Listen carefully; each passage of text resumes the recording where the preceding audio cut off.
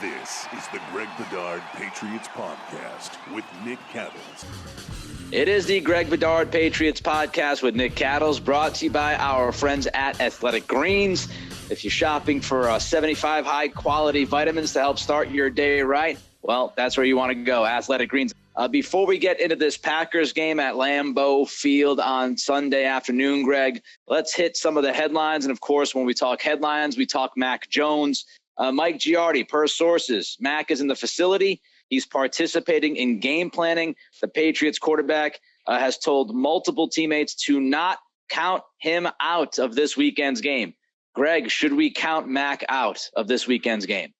Not fully, but pretty much. I mean, I would say about 90%. Now, the Patriots just took the practice field. Mac Jones was not on the practice field. So do I completely and entirely rule him out? No. This is the thing about, when you cover the NFL, you see a lot of unbelievable things that these guys are capable of physically. I know I've covered, Brett Favre had an ankle similar to Mac's that it was like a balloon. And I think Brady had the same sort of thing. I think before I covered him, I remember hearing stories about it from his teammates about these guys have ankles that look like balloons and then they're out there. Now it's a little bit different day and age in terms of painkillers and shooting up and things like that. But I do not question Mac Jones's toughness one iota. I think he's incredibly tough. I think he's incredibly smart. I do think it's a different day and age where guys are sort of looking out for different things and looking out for themselves a little bit more. But, for Mac to go from what we saw on Sunday, being carried down the stairs, screaming in pain, to starting at Lambeau Field on Sunday, I have a hard time seeing that, but I don't entirely rule it out. I don't think it's necessary. And yeah, I know that Mac wants to get back out there, but I wouldn't rush it. What's the point of rushing this injury back and trying to get out there and try to be a hero? What happens if his mobility is super limited? Are you leading to other issues? Especially with this offensive line at times and missing assignments, I don't think it's worth putting out a hobbled Mac Jones this week. It just doesn't make much sense to me. So I find it very unlikely. I appreciate that Mac's got that dog in him and he wants to be out there and he loves what he does. But I would not expect him to be out there. And I would also say, let's not forget about this reported kind of disagreement about how they want to go forward, right? Like Mac kind of wants to rest it. The Patriots are more looking at a possible surgery. So, if the Patriots are leaning to the more, surgical conservative route, I find it very hard to believe they'll throw him out there 1 week after that injury. So I don't think it's going to happen. Meanwhile, Mike Lombardi, man, he went in on the Patriots this week and Mac Jones. When I say he went in on the Patriots, he didn't go in on his buddy Belichick, of course. He went in after the players. And here's some of what he said, Greg. New England's not doing anything that they stand for. I've never seen a New England team like this. This is so anti-Belichick. It's so not who they are in that building. This haven't been themselves. And you could say they don't have an offense. It's not the plays. It's the mistakes they're making in the game. You could blame it on the coaches all you want. I think that's pretty naive if you want to do that. As much as I like Mac Jones, I thought Mac Jones would protect the ball and play smarter than he's played. And now he's hurt with the high ankle sprain. And to me, he was in danger of either changing what he did or he's going to lose his job. He had a lot more to say. People get the gist. We get the point. The players. He gave some statistics as far as how they're moving the football, moving it very well. They're not finishing drives. They're turning the football over, which is killing drives. Just your overall thoughts on what Lombardi had to say, how much you agree with him, is he missing something, et cetera? First of all, let me say that I love Mike Lombardi. I listen to his podcast all the time. I think he's extremely smart. I was impressed. I went to Cleveland when he was there as a GM with Joe Banner and did a story on them. And I'm very impressed with Mike Lombardi. I am. he does have a blind spot for Bill, which, we all recognize, and I don't fault him for that, considering how much time he spent with him. And, his son Mick was on the staff here for a long time, and now he's with McDaniels in Las Vegas as the offensive coordinator. I think, I don't think there are entirely completely untruths in what he says here. I just think that they're a little bit skewed towards the coaching staff, which I understand him being that way. I just disagree with that a bit, because I don't think you can just look at the Patriots turnovers and say, especially the interceptions, and say, well, that's just Mac Jones not taking care of the ball. I mean, we've been over them on this podcast. I think, a lot of them, the Devontae Parker one in Miami was big. Was that a called shot play from the sideline to Devontae Parker? I mean, he's thrown 4 interceptions to Devontae Parker, who seemingly never leaves the field. And why is he out there? Why is he so featured as much? Is that a coaching decision, or is that Mac Jones's decision? We went over the play action interception against the Ravens, where, in my mind, part of it's Mac's fault, but part of it's also coaching for not even coming close to setting up the play and getting the linebackers sucked up, which is what, as a quarterback, when you turn your back to the play on play action, you're putting your trust in not only your teammates, but also the coaches, that when I turn back around, that play is going to be there, or at least I'm going to have a ready outlet, which he really didn't on that play because it was a 2-man route. The Devontae Parker end zone interception, we went over that. Is that partly Mac? Yeah, it's also partly Devontae Parker. Or, was it not a good play call in the red zone? Why aren't we throwing to Hunter Henry there in the red zone? Why aren't we scheming something up there? So, look, I understand what Mike's saying, and he's not totally wrong in saying, if they take care of the ball, they could be 3-0. Yeah, and the Raiders could be 3-0 too if they made some crucial plays. But that's the difference between, good teams and average teams. The good teams make those plays in crucial spots. The Patriots are not doing it right now. And then, you get into the whole stats thing. I think we've been over that. I mean, that's almost straight out of the Patriots coaches' mouths at this point. That they're these guys who disdain stats when they were winning football games and can point to the scoreboard and say stats are for losers. Look at wins and losses and look at points. Now because the scoreboard's not in their favor, they say look at the stats and look at how we're, what is it, 8th in the league in yardage, but we're 25th in points. That just tells you the coaches are doing a good job. We're gaining the yards. The players are failing at the crucial times. And I think that's unfair because they're all together. And on Lombardi, one more thing. On Lombardi, one of his favorite sayings, which I completely agree with, is, when he borrowed it from Parcells, is either you're coaching it or you're allowing it to happen.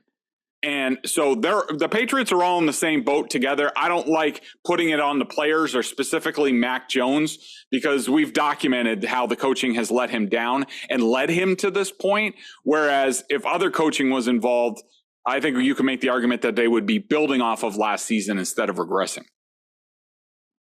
Lombardi does have that soft spot in his heart for Belichick, as you mentioned. And I do think he kind of moves the goalposts at times for the Patriots because of that. He protects Bill. He protects the coaching staff. And I think it's unfair to do that. When you look at, the points scored, and it goes back to what you and I talked about earlier in the week, Greg, the idea that the situational play calls, all you've got to do is look back at the Ravens game. The situational play calls from Matt Patricia were less than ideal. And a couple of them were just straight up trash. So, yeah, I mean, if you're going to get into the red zone, great. But as you said, you're going to utilize the tight ends. Are you going to just run the football and allow your running backs to do what they do best? How about the old extra offensive lineman run plays in the red area inside the 10? Haven't seen a ton of those. All these little throws into the flat. It's like all these one-on-one shots to Devontae Parker. And, it's not this or that. It's all a combined issue. And yeah, some of it's on Mac, some of it's on the players, but there's a good portion of it on the play calling in critical areas of the field, in critical situations. So let's call a spade a spade. I like Lombardi as well, but if you're going to sit there and hold 31 coaching staffs accountable and not the 32nd. That's BS. Like you gotta sit there and also look at some of these play calls and put it on the coaching. So enough of that. Before we get to the Packers Patriots game coming up on Sunday, first it's critical that Greg gets the athletic greens. Hell yeah. I started taking AG1 because I wanted to make sure I was getting all the vitamins and nutritional supplements I needed in one place. Now I've been on it for 3 months now, and I love it. It doesn't taste like it's super healthy. I know it's a green juice, and people are like, I don't want to drink that. You know, even my sister-in-law thought that too. But I gave it to her. She liked it. It's got a nice mild tropical taste, a little bit minty, and I actually look forward to it each morning. So what is this stuff? With one delicious scoop of AG1, you're absorbing 75 high-quality vitamins, minerals, whole food source ingredients, probiotics, and adaptogens to help you start your day right. The special blend of ingredients supports your gut health, your nervous system, your immune system, your energy, recovery, focus, and aging, all the things you're looking for. I take it first thing in the morning. It's now part of my routine, and I'd be lost without it. It contains less than 1 gram of sugar, no GMOs, no nasty chemicals or artificial anything, while still tasting good. Right now, it's time to reclaim your health and arm your immune system with convenient daily nutrition. Just 1 scoop in a cup of water every day. That's it. No need for a million different pills and supplements to look out for your health. To make it easy, Athletic Greens is going to give you a free 1-year supply of immune-supporting vitamin D and 5 free travel packs with your first purchase. All you have to do is visit athleticgreens.com/Bedard. Again, that's athleticgreens.com/Bedard to take ownership over your health and pick up the ultimate daily nutritional insurance. All right, let's get into Packers Patriots. Before we take a look at the Patriots offense and ways they can attack the Packers defense, let me just ask you the one kind of big picture overall question about this game. Let's say it is Brian Hoyer, like both of us expect it'll be. How much do things change from the, kind of 30,000 foot as far as going into a game with Hoyer as your quarterback versus Mac? I don't think a lot. I mean, do I give the Patriots less of a chance to win? Yeah, because, I think Mac Jones is good and Brian Hoyer is a career backup basically, for a reason. And Brian Hoyer is one of these guys who, for stretches of the game, for stretches of drives, he's going to look dynamite. I mean, just because he's smart, he's got a good arm, he's got a quick release. I really like Brian Hoyer, but there are places in the red zone before halves and situational stuff where he just comes up short and has over his career. And so that's where the Patriots are going to take a big step back. If I'm the Patriots coaches, I take that into account. I realize that, and maybe I take a few more shot plays. Maybe I'm not trying to drive in the red zone and grind out drives. Maybe once I get over the 50, I'm taking a look for some sort of big play, dialing up a shot play to score that way instead of having to go on 10, 11, 12, 15 play drives and get down in the red zone where Brian tends to get locked up a little bit, when it becomes tighter and the coverage tighter and things like that. So, look, they were going to have a tough time in this game in any event, even though the Packers are one of the most inconsistent teams. They can play great against Tampa one week and come home and lay a complete egg. It's been something that's happened throughout Aaron Rodgers' career with the Packers, and I wouldn't be surprised if it happens here. They're primed for a letdown after going down to Tampa and getting a big victory, last week. But overall, I don't think a ton of things change. I think there are certain things with the Patriots' game plan in this game that they would do no matter who the quarterback was. All right, so let me ask you, what would you do if you're the Patriots looking at this Green Bay defense? How do you attack them, Greg? Okay, so the Green Bay defense is interesting in that, before the season, I thought they were going to be one of the best defenses in the league, and I do think that they had that talent. I don't know what's going on with Jair Alexander, their top cornerback, whether he's going to be playing this week or not. We'll have to see. It's only Thursday, and they probably haven't even practiced yet today. And, but they, look, they're 2-1. They lost to the Vikings 23-7. Terrible offensive game for the Patriots in the first game. They beat the Bears 27-10 and then beat the Bucs 14-12. The Packers defense, I'm very impressed by them on film. You look at some of the advanced statistics and you wonder, like, for instance, they're 32nd in the league in run defensive efficiency. Now, asking people in Green Bay about that, they were really bad versus the run the first 2 weeks. They were great against Tampa, but then again, Tampa has a bad offensive line. The Bears also ran sort of in the fourth quarter and stacked up some yards.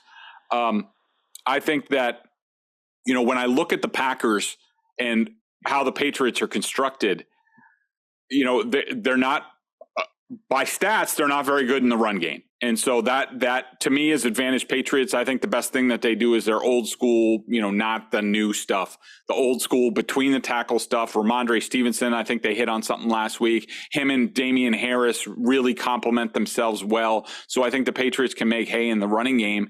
And then I also want to keep the Packers in base personnel. So I think this is a big 2 tight end week. Of course, that'll mean they'll probably put little Jordan Humphrey out there more than one of the tight ends just to drive me completely insane in the Lambeau Field press box. But I think that I think that this game against the Packers defense does set up well for the Patriots offense and sort of, grind it out, run the ball, get the tight ends involved. Could we finally see Hunter Henry actually do something in a game?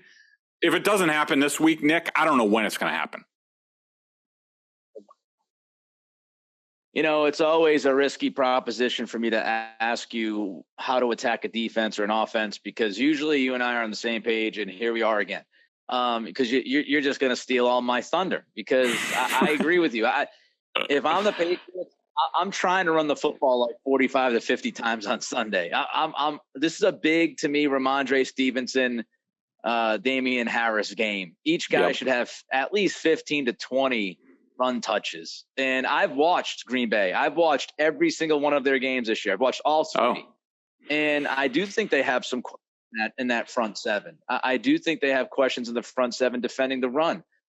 You're going against, they could sit there and talk about Chicago and, oh yeah, they got some yards in the fourth quarter. And if that makes them feel better, I thought Chicago did not run the football enough in the first half of that game.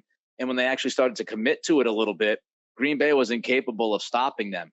I wouldn't put too much into the Tampa game. I think you're right about the offensive line. I'd also say Leonard Fournette is off to a very, very slow start.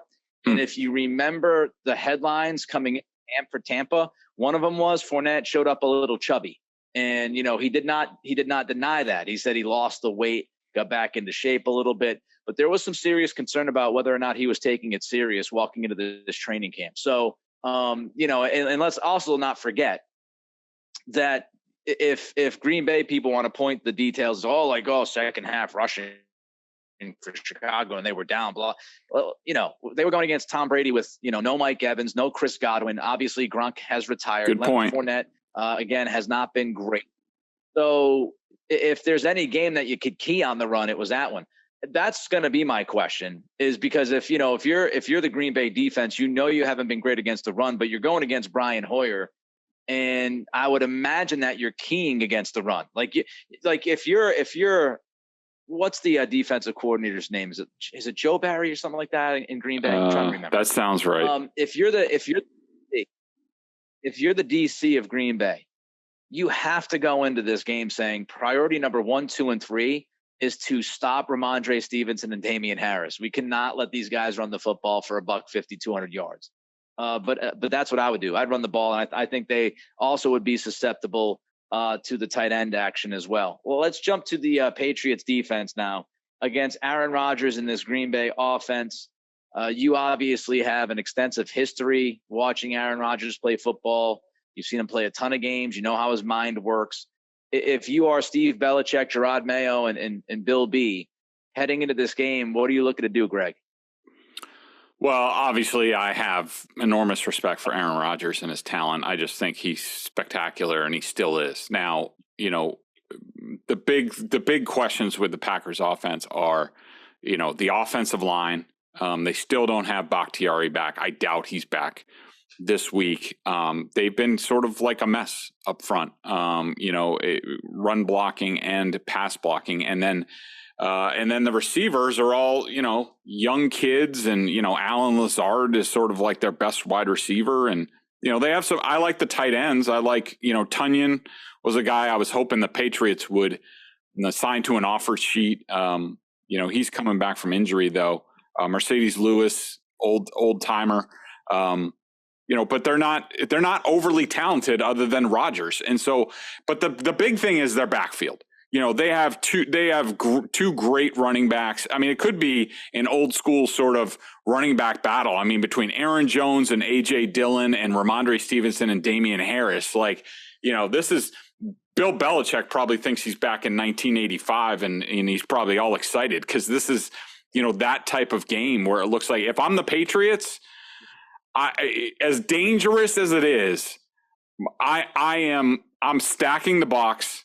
And that's what you sort of see with some of the Packers opponents. And I'm forcing Aaron Rodgers to beat you with these kids down the field. And hopefully they make a mistake route running. Aaron doesn't see it the same way. You get some turnovers or some, quick 3 and outs. But this is far from sort of the well-oiled Packers offensive machine that we've seen in recent years. That's for sure.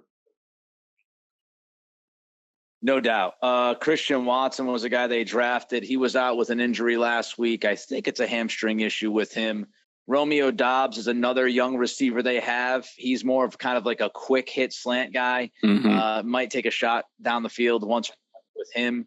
Lazard, you mentioned him. He's a bigger bodied wide receiver, has never been consistent. Is it because of lack of opportunity? He's getting his chance this year. He really is the number one. They've got Randall Cobb, who obviously is long in the tooth. He can make a couple plays, but I think the Patriots can blanket him. I like Tunyon as well, coming off the ACL. Not as explosive yet as he used to be. Not to say that he was some kind of freak athlete, but he could get down the seam, and he could hurt you with the yak a little bit every once in a while. He's not that same guy right now. Maybe he's turning it around. I agree with the backfield. Again, we're on the same page.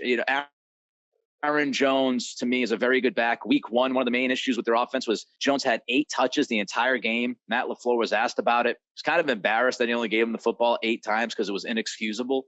He's difficult. A.J. Dillon is a battering ram. People know about him from his time at Boston College. Bakhtiari, kind of interesting what they're doing with him. He's been out for a long time. I don't know if it was complications to the surgery. He had an ACL tear, and he's been out for a while. He did come back last week, but he split snaps. So I don't know how ready he is. It might be another game this weekend where he might play 25, 30 snaps, something like that. He's their best offensive lineman. Yep. I would just, as you said, I would try to limit Jones. If you limit Jones, I think you're in good shape. I think, Dillon is more of that powerful back. So I think you can defend him. And I would try to force Aaron Rodgers into some tight window throws. And you and I have discussed this before about Aaron. He's worried about his passer rating. He's always got a good idea of where he is. And, there was this long article written about him at PFF in the offseason after last year.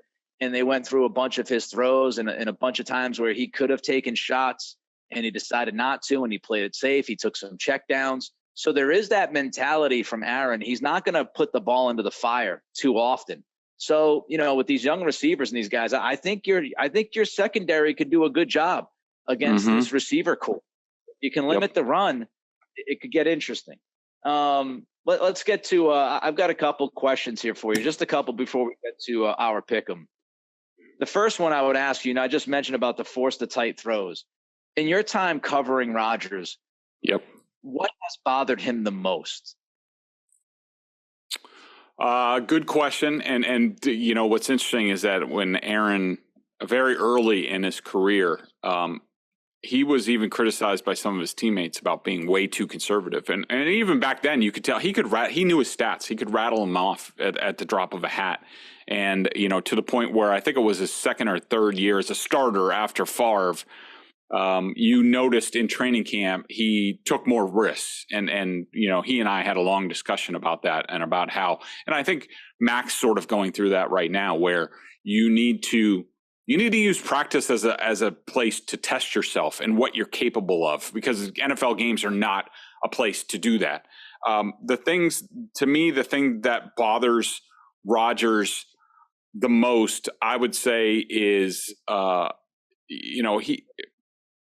think he's always had, and he still does, even though he's a lot better at it now, is, sort of differentiating between when to stay in the pocket or, when to make a play with his feet. And so, if you can get him sort of second guessing himself there, that's when he has issues. I would also be very physical with his receivers. He likes things on his own timing. He likes things, well planned out, even though he can improvise. If his guys get rerouted and the timing gets thrown off, to me, that starts to really bother him and gets him a little bit sped up.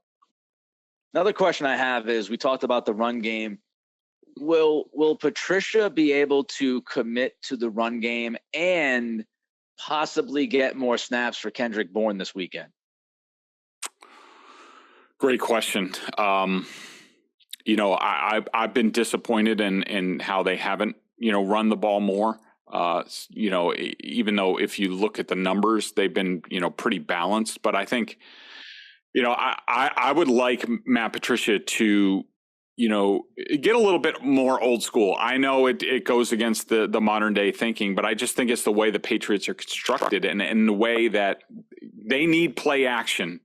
They need it as part of what they're doing because they're not overly talented. And when you're not overly talented, you need, play action and run action to create space for your guys. And I think that he needs to go a little bit more old school. I think that their second down packages haven't been very good. And I wouldn't mind see that, especially a little bit early and after the first drive. They've been scripting their first drives fine. I don't have a problem with that. But after that, I would like to see them show a little bit more commitment to the running game, more body blows, and then build play action off of those run actions instead of going, one wide zone to the right. We went over the interception and then coming back and going stretch zone and running play action off that when you haven't even set it up earlier in the game. Just stick to your bread and butter, power runs, pull the guards. I mean, I think Cole Strange and Micah Wenu are primed, powerful downhill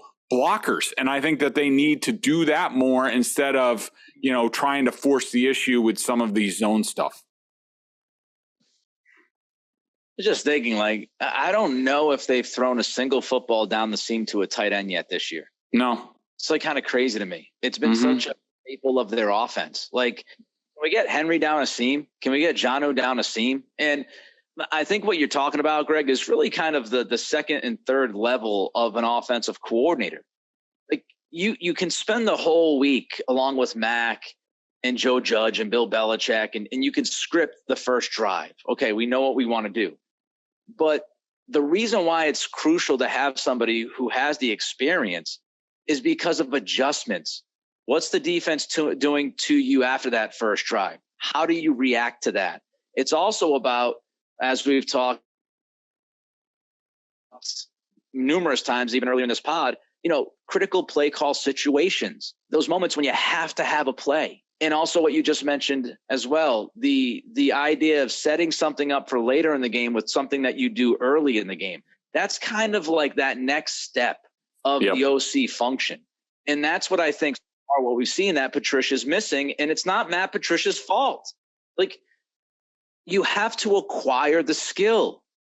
This dude doesn't have the skill level that a professional offensive coordinator usually has. And so he's seeing a lot of this stuff for the first time. He's adjusting for the first time. He's thinking on the fly. It's not about what you can script before the game. It's how your brain is processing everything, how well you can operate once you process the intel that you're getting. That's what it's all about. It's okay, you go into a game plan and you go, okay, we want to run the football. We want to run the football on Sunday. Greg and I want to run it a lot. What happens if they start to slow the run game? What happens if the Packers are ready for that? How does Patricia adjust to it? Can he find another weakness? Can he find that second level? That's the issues they're having. Before we get to the hey, Nick, one thing real quick, because that's one thing real quick on that, because that's a really good point. And probably my biggest criticism of Patricia to this point, and you're right. The opening script has been really good. Some of the things in terms of their approach, I like the little Jordan Humphrey thing against the Steelers because you only needed to score in the teens. You needed to get to 17 points to beat them. I liked that, where they took advantage of that.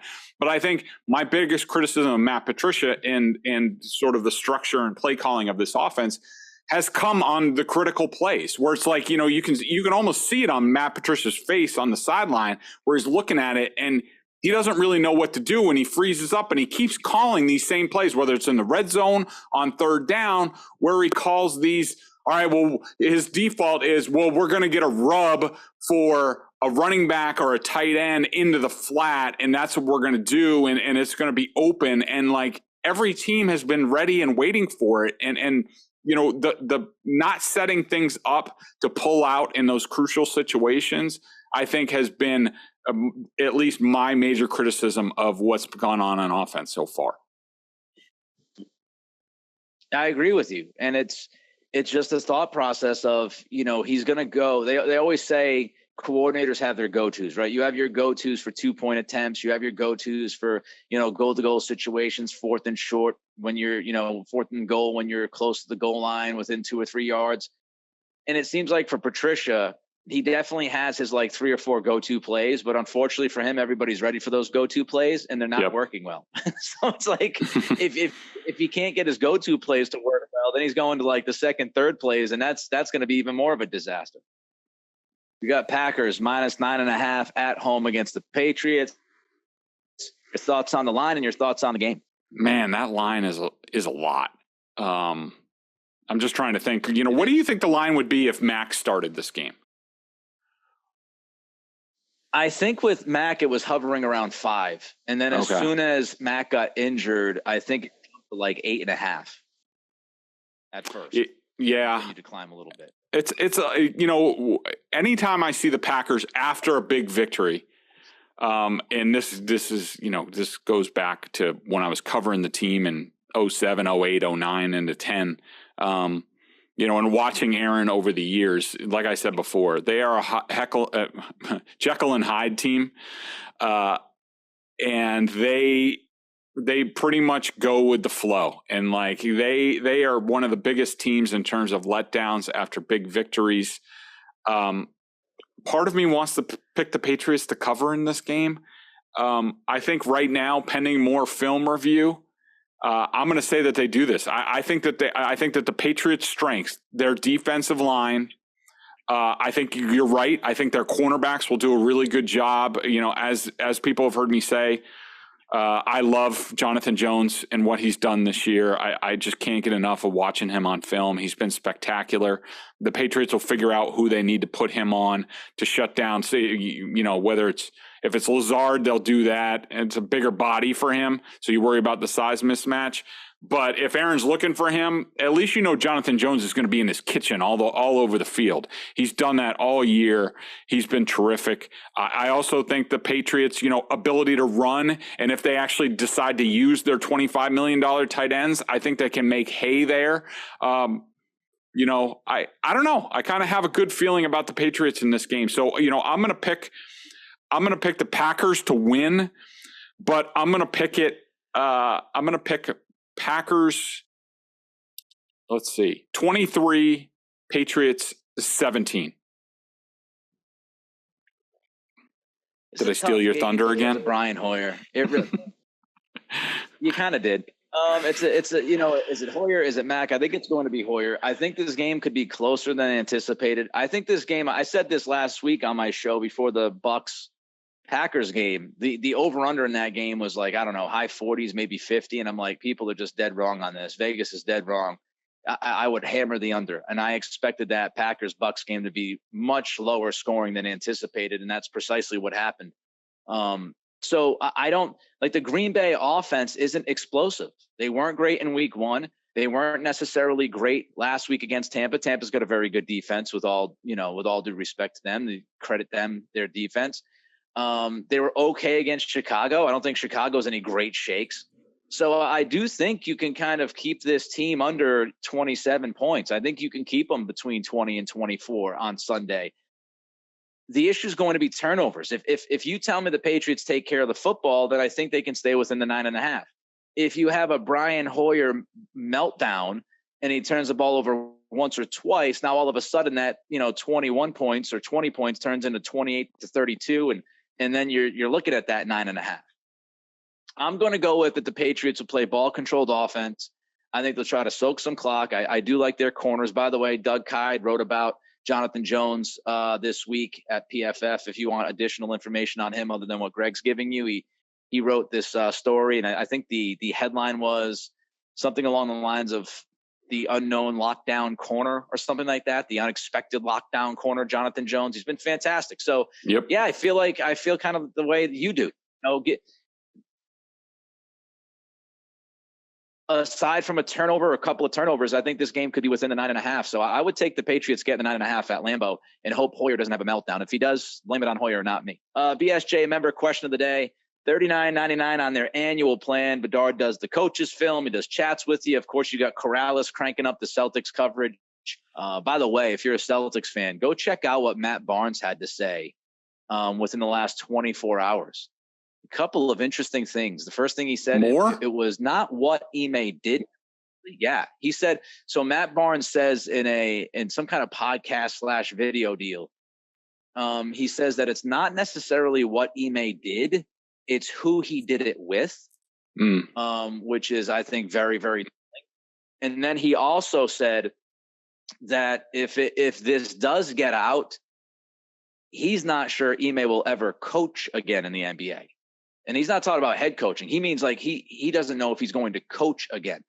And let me just tell you, during this 4.5-minute clip, Matt Barnes is very honest. He's had his own personal things. He's had his own family things. He admits that he has, been with dancers when he was a younger player. And he says, look, coaches mess around with people. That stuff happens. He said, but in this case, he said, there are certain things you just don't do.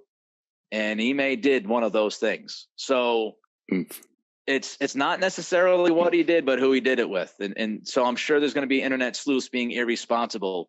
Hopefully that doesn't happen, but it sounds like a more like a who than a what in this case. And it sounds like Ime probably crossed the line that even within the NBA, a guy like Barnes, again, who's very, very honest about his past and what he's done, seems like Ime crossed that line you don't cross. So take that for what it's worth. BSJ member question of the day, Greg, what do we got? So Ty C over at BSJ sort of nicely takes me to task for something that I put in my column, which I wrote where I said the Patriots, their goals should not change. If Mac Jones is out a month, a week, whatever, like it shouldn't change because, most people, if you're a realist, 1-3 was probably in their sweet spot for the start. 2-2. If you were lucky and some breaks went your way. But now these next 6 games after Green Bay, I'm sorry, you should be able to win. I don't care who your quarterback is. If you're still the Patriots, if you have good coaching and you have good talent, the Patriots should win, at least go 5-1 in this stretch with the Jets twice, the Lions, the Bears, the Browns with Jacoby Brissett. And in this column, one of my lines was, and I think I said it on here, about how Mac Jones needed x-rays after 2 of the 3 games this season. Wonder what the difference is this year. And Ty C says a back injury because of an illegal late hit and an ankle injury sustained after Andrews blows his block on a 30-yard desperation toss. I don't really think that is connected to anything, in my opinion. A fair comment and, not truthful in some respects, but I think you're missing the big picture, Ty, in terms of this, where it's just like, basically I'm making the point that this entire offensive operation should not be at this point. Mac Jones has been under a lot of pressure so far this year. About 30% in the first game, 30% in this last game, and over 40%, the most in his career, like 43% against the Steelers. And the point is like, you could deal with that, like, that happened the first half of last year. You could understand that as a rookie, figuring some things out on the offensive line, all of that. But that should all be in the past. But between the coaching changes shuffling everybody on the offensive line. Like the offensive operation has not been optimal, which we all know to this point. And I do think that has contributed to some of Mac's deals. Yeah, it was I wouldn't say it was a legal hit because the guy launched himself a little bit. But in terms of him getting crunched, that's on pass protection. He gets strip sacked in that game. Andrews did blow the block there, but how about a little max protection? How about, looking out for your quarterback and giving him a chance? So I just think his injuries are a byproduct of the circumstances around him this season, which have not been optimal. So that was sort of my point in that line. He's Greg looking like he is a man of business today with that button-up shirt, his hair done. He looks fantastic. I look like a freaking bum. He was on Colin Cowherd. I'm sitting in my man cave. He is Greg Bedard. I'm Nick Cattles. It's the Greg Bedard Patriots Podcast with Nick Cattles, brought to you by our friends at Athletic Greens. Everybody enjoy the game on Sunday, Packers, Patriots, Lambeau Field. Of course, we will be back early next week to talk about what happened and how we feel about it all. Maybe it'll be Mac. I don't think it will be, but maybe it will be him. Until then, be good, be safe, and be healthy.